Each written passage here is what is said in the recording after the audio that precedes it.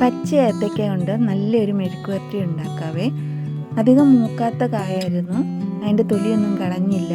അതൊരു 2-3 നടുവേ കീറിയിട്ട് ചെറുതായി വെള്ളത്തിലേക്ക് അരിഞ്ഞിട്ട് നല്ലതുപോലെ കഴുകി വാരിയെടുത്തതാണ്.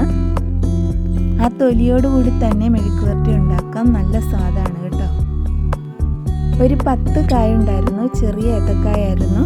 അത് നല്ലതുപോലെ കഴുകി വൃത്തിയാക്കി എടുത്തിട്ടുണ്ട്. നമുക്കൊരു പാൻ വെച്ച് അതിലേക്ക് വെളിച്ചെണ്ണ ഒഴിച്ചു കൊടുക്കാം.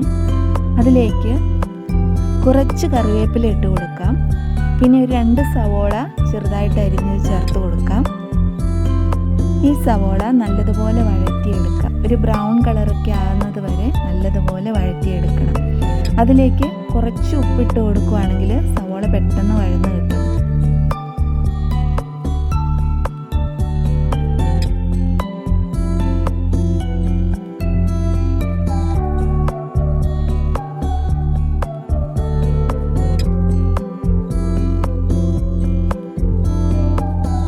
സവോള നല്ലതുപോലെ വഴന്ന് വന്നിട്ടുണ്ട്. അതിലേക്ക് 1 ടേബിൾ സ്പൂൺ ചില്ലി ഫ്ലേക്സ് ഇട്ട് കൊടുക്കാം.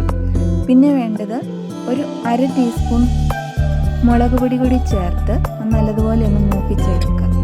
നല്ലതുപോലെ പൊടിയൊക്കെ ഒന്ന് മൂത്ത് വന്നു കഴിയുമ്പോൾ നമുക്ക് ആ കഴുകി വെച്ചിരിക്കുന്ന ഏത്തക്കായുടെ കഷ്ണങ്ങൾ ഇട്ട് കൊടുക്കാം.